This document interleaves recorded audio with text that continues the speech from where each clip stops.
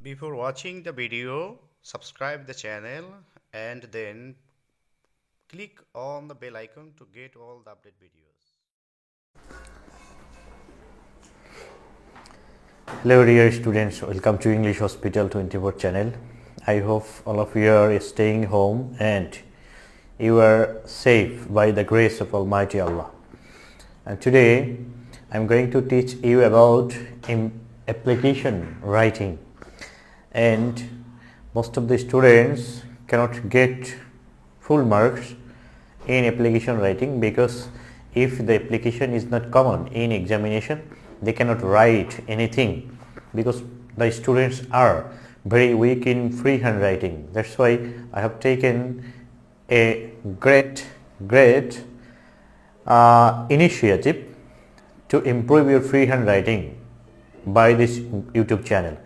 And if you visit the playlist of this YouTube channel, you will get a playlist named Free Handwriting Course. There you will get several lessons how you can improve your free handwriting and how and what are the techniques you need to take to improve your free handwriting. So I think and I hope that you will visit the channel and you will get the playlist there and you will take necessary items from that playlist. Today I would like to start now our today's topic, and before going to enjoy this lesson, I would like to invite you to subscribe the channel and keep the bell button on so that you can get all the update video lesson at first in your notification. So let's get started. This is application writing. Today I will show you how you can write any application by yourself and by your free handwriting if the application is not common. Today I will show you how you can write any application about the necessities of the people of your locality, and if the people are affected by any natural disaster or any natural calamities. Let's see. These applications may like repairing road, construction road, repairing school, repairing bridges, or anything, or it can be like relief goods for flood affected people. First, the rule I will show here. First, you need to write date at the top of your page.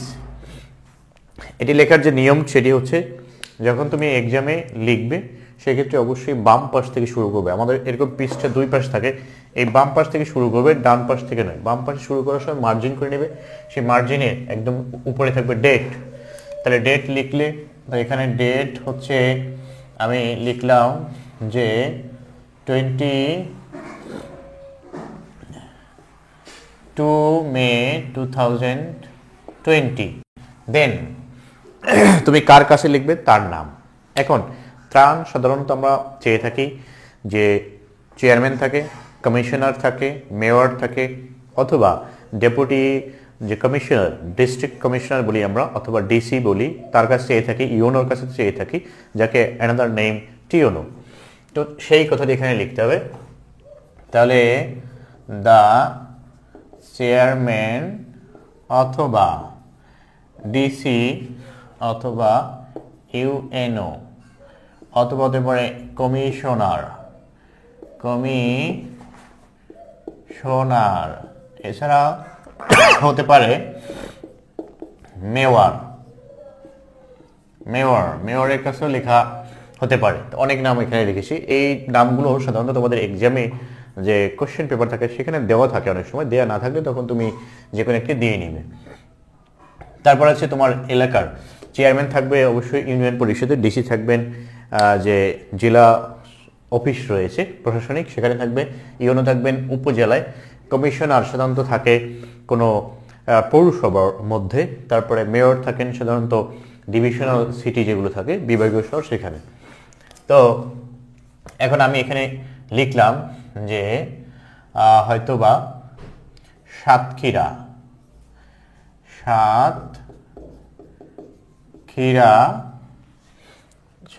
District অথবা যেটাই হোক, তারপর হচ্ছে সাতক্ষীরা বা সাতক্ষীরা সদর, এরপরে সাতক্ষীরা লিখলাম। তারপর হচ্ছে সাবজেক্ট, কি সম্পর্কে তুমি লিখতে চাচ্ছ, তাহলে এটি তুমি মার্ক করে দিতে পারো একটু রেখা দিয়ে। তারপর হচ্ছে অ্যাপ্লিকেশন, আবেদন, অনেক সময় আগে লিখতে প্রেয়ার, কিন্তু মডার্ন টাইমটাতে অ্যাপ্লিকেশন লেখাটাই বেশি স্ট্যান্ডার্ড অ্যাডভান্সড। তাহলে অ্যাপ্লিকেশন ফর ড্যাশ, যে বিষয় সম্পর্কে পরীক্ষাতে আসবে সেই বিষয় সম্পর্কে লিখবে, অ্যাপ্লিকেশন ফর ড্যাশ। এরপরে এখন এখানে তোমার শুরুতে লিখতে হবে স্যার অথবা ডিয়ার স্যার, ডিয়ার ম্যাডাম, যেটাই লিখো সেটি। তারপরে এখন এই এলাকার সকল মানুষে মিলেও একটি অ্যাপ্লিকেশন লিখতে পারে। যেহেতু এলাকায় সকল মানুষ লিখে অনেক সময় লিখতে পারে না, সেক্ষেত্রে একজন পক্ষে লিখে থাকে। যদি সেই মানুষের সবাই লিখে তাহলে উই দিয়ে শুরু হবে, আর যদি কারো পক্ষে একজন লিখে থাকে তাহলে সেটি হবে I on behalf, I on behalf. তারপরে of the people, I on behalf of, on behalf of মানে কারো পক্ষে, দ্য পিপল অফ, এই জায়গার নাম, যে জায়গাটি তুমি আগে লিখেছো সেই জায়গার নামটি, অফ সাতক্ষীরা। তারপরে হচ্ছে বেক, একেবারে আমি খুব সংক্ষেপে এবং খুব সাবলীল যে ল্যাঙ্গুয়েজ রয়েছে যেগুলো understandable to all types of students, সেই ধরনের একেবারে কমন কিছু ল্যাঙ্গুয়েজ বা ভাষা ব্যবহার করে আমি অ্যাপ্লিকেশনটি লিখব। অনেক বেশি অ্যাডভান্সড লেভেলের এখানে ওয়ার্ড ইউজ করব না, এটি আমি সেইভাবেই লিখব যাতে একদম যে বেস্ট স্টুডেন্ট রয়েছে সেও এটি মোটামুটি আত্মস্থ করতে পারবে, একদম লোয়েস্ট যে স্টুডেন্ট রয়েছে যে কখনোই ইংরেজি তার মাথায় ঢুকে না সেও পারবে। সেই জন্য আমি একেবারে কিছু কমন ল্যাঙ্গুয়েজ ইউজ করব, অ্যাডভান্সড লেভেলের কোনো ওয়ার্ড এখানে ইউজ করব না। তবে বাজারে যে স্ট্যান্ডার্ড বইগুলো রয়েছে সেগুলোতে অনেক আপডেটেড এবং কিছু অ্যাডভান্সড লেভেলের ওয়ার্ড ইউজ করা থাকে, কিছু সেন্টেন্সও সেইভাবে লেখা থাকে। তবে আমি দেখাবো যাতে তোমরা সকলে খুব সহজে বুঝতে পারো। তবে এটি লিখলে যদি তুমি অ্যাডভান্স লেভেলের শব্দ দিয়ে লেখো, সেখানে হয়তো কোনো শিক্ষক যে অনেক ভালো স্ট্যান্ডার্ড অনেক বেশি বড় বড় শব্দ লিখেছে, বেশি মার্কস দিতে পারেন, কিন্তু এটি তোমাকে কেউ একদম ফেলে দিতে পারবে না, তোমাকে মার্কস না দিয়েও পারবে না। হয়তো ওখানে 1 মার্কস বেশি দিতে পারে, এখানে 1 মার্কস কম দিতে পারে। এখন আমি সেই অ্যাডভান্স লেভেলের যদি শব্দগুলো এখানে ইউজ করি তাহলে সেক্ষেত্রে দেখা যাবে টপ লেভেলের স্টুডেন্টরা পারবে, কিন্তু আমি চাচ্ছি যে এবারে সকলের জন্য, সেই জন্য আমি কমন যে ল্যাঙ্গুয়েজ সেগুলো দিয়েই এটি লিখব। তাহলে back to draw your attention, আমরা সাতক্ষীরা এলাকার মানুষ আপনার মনোযোগ আকর্ষণ করছি, অথবা আমি সাতক্ষীরা এলাকার মানুষের পক্ষে, যদি তুমি লেখো, এটা আমি ব্র্যাকেট আটকে দিয়েছি, আই দিয়ে লিখলে অবশ্যই এটা লিখতে হবে। আই দিয়ে লিখলে যদি কোনো অ্যাপ্লিকেশনের বিষয়টি অনেকের স্বার্থ সংশ্লিষ্ট হয় তাহলে সেটি অবশ্যই আই দিয়ে শুরু করলে, অ্যাপ্লিকেশন যদি লেখা থাকে যে write an application on behalf of students of people এরকম, তখন অবশ্যই আই দিয়ে শুরু করতে হবে। যদি সেই কথা উল্লেখ না থাকে তাহলে উই দিয়ে শুরু করা যাবে, আই দিয়ে শুরু করলে অবশ্যই এই কথাটি লিখতে অবশ্যই হবে। তাহলে টু ড্র ইয়োর অ্যাটেনশন কিসের দিকে, টু দ্য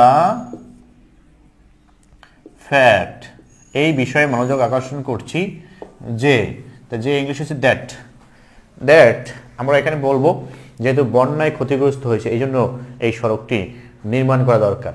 তাহলে দ্যাট এ ডিভাস্টেটিং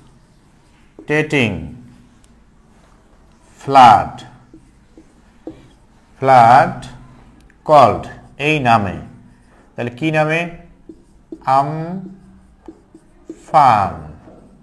অথবা সিডর যেটাই হোক সেটি, সম্প্রতি ভ্রমণ করেছে, এখানে হয়েছে, হ্যাজ রিসেন্টলি, এই খুব সম্প্রতি হয়েছে, has recently visited this area, এই এলাকা সম্প্রতি এই এলাকায় সম্প্রতি হয়েছে। এখন অনেকে মানে ভিজিটেড মানে ভ্রমণ করতে এসেছে, এই এলাকা থেকে হয়ে গিয়েছে, এটি বলতে আমরা ভিজিটেডই ব্যবহার করে থাকি। Has recently visited this area, তাহলে it has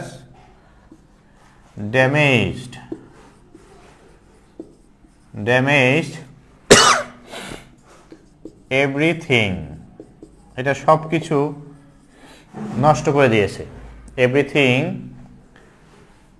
of the people, মানুষের সব কিছু নষ্ট করে দিয়েছে। Of the people. Now communication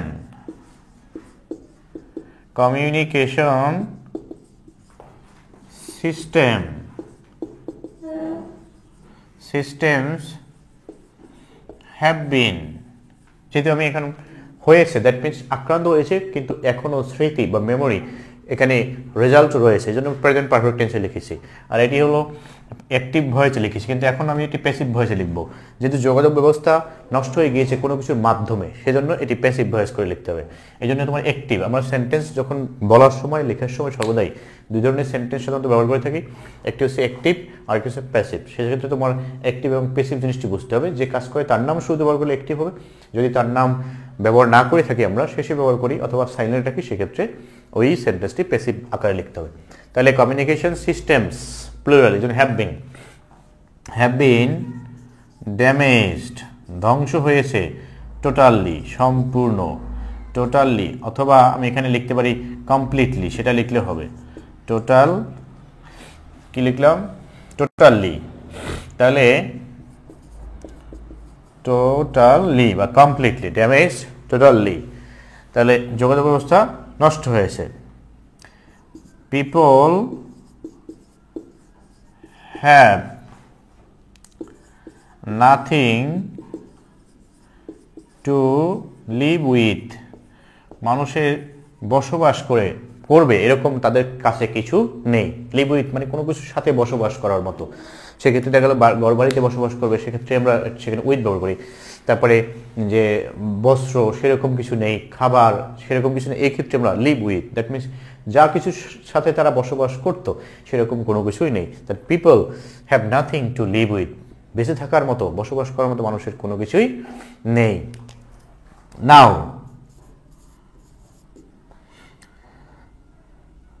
we,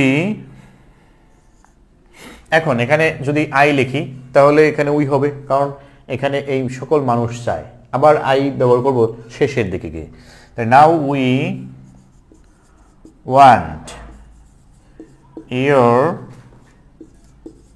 help and prompt action, PROMPT, prompt action to, যে আপনার খুব দ্রুত পদক্ষেপ বা দক্ষ পদক্ষেপ গ্রহণ করা প্রয়োজন। কিসের জন্য? টু রিমুভ দ্য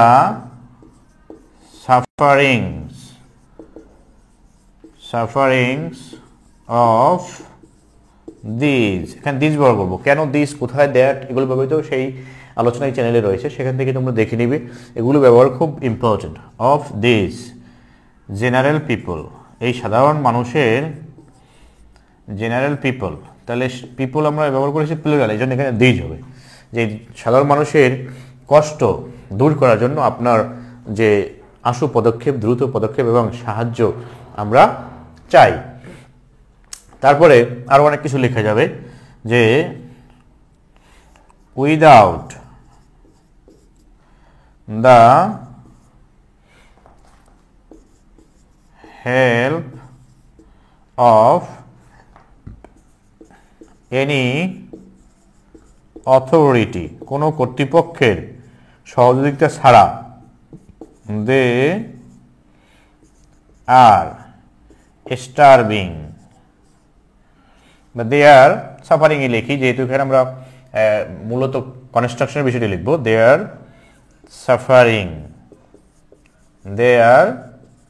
সাফারিং, যে কর্তৃপক্ষের সহযোগিতা ছাড়া তারা খুব কষ্টে আছে, এটাই লিখলাম। তাহলে এরপরে শেষে যদি আমরা লিখি তাহলে উই, এটি প্যারা করে লিখতে হবে, অবশ্যই ওখান থেকে শুরু করা যাবে না, এখান থেকে শুরু করলে একটু বেশি স্পেস ব্যবহার করতে হবে যাতে বোঝা যায় যে হিয়ার ইজ এ প্যারা।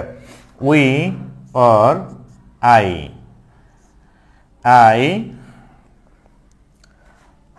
hope that your honor would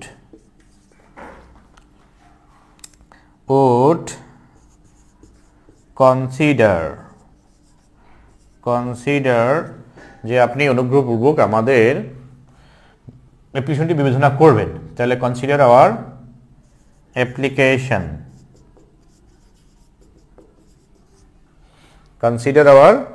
application, and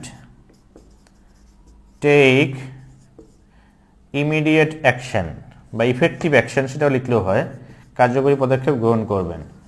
effective action বা মেজার্স, যে আপনি কার্যকরী পদক্ষেপ গ্রহণ করবেন, এটি লিখলাম। শেষ, তারপরে শেষ যে কথাটি লিখতে হবে সেটি আমি এখন দেখাবো। এটি অ্যাপ্লিকেশনের আরেকটি ইম্পর্টেন্ট পার্ট। তাহলে এখানে আমরা অনেক সময় বর্তমান সময় লিখে থাকি ইয়ার্স ফেথফুলি।